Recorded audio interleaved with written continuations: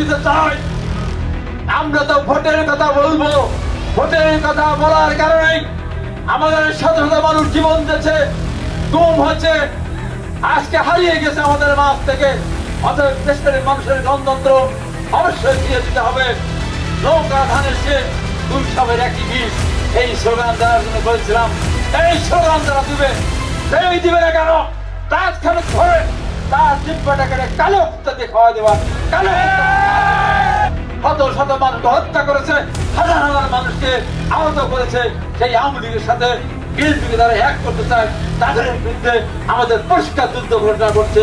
এক দলকে তাড়িয়েছে, আবার নতুন করে ডাকাতি শুরু করার জন্য কেউ কেউ প্রস্তুতি নিচ্ছে।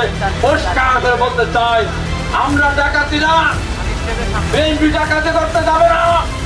বিএনপির বাড়ি ঘর সম্পদ দখল করে নিয়েছিল আওয়ামী লীগেরা, পুকুরে মাছ কেটে নিয়েছিল, বাড়িঘর ছাড়া করেছিল। বিএনপি তার বাড়িতে ফিরে এসেছে।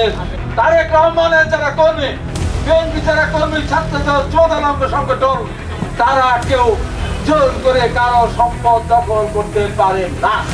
আমাদের কেউ কেউ কিছু উচ্ছৃঙ্খল যারা দলের সিদ্ধান্ত মানে না, যারা তারেক রহমানকে মানে না, যারা তারেক রহমানের সিদ্ধান্ত মানে না, তারাই দখলবাজি করতে পারে, তারাই সাদাবাজি করতে পারে।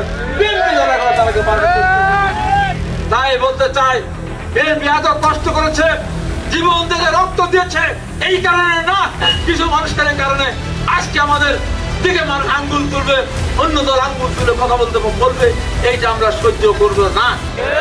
আমি বাংলাদেশে না, আমি পাবনাতে বলেছে, আমি ঈশ্বর দিকে পরিষ্কার করে বলতে চাই, আমি এখানে প্রশাসনের যে সমস্ত বিভিন্ন বাহিনী আছেন, আর্মি আছেন, র্যাব আছেন, রিজার্ভ আছেন, পুলিশ আছেন, আমি প্রত্যেকের উদ্দেশ্যে বলতে চাই, আমার দলের কোন ছেলে যারা বিএনপি নেতা তারেক রহমানকে যারা মানেন, তারা এই সমস্ত ঘটনার সাথে জড়িত হতে পারে না।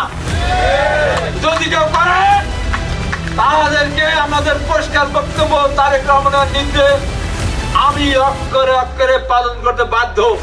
তাতে কে আমার পক্ষে গেল, কে আমার বিপক্ষে গেল, কে আমার বিরুদ্ধে বললো, কে আমার কে পছন্দ করলো না, এটা আমার দেখার বিষয় নাই।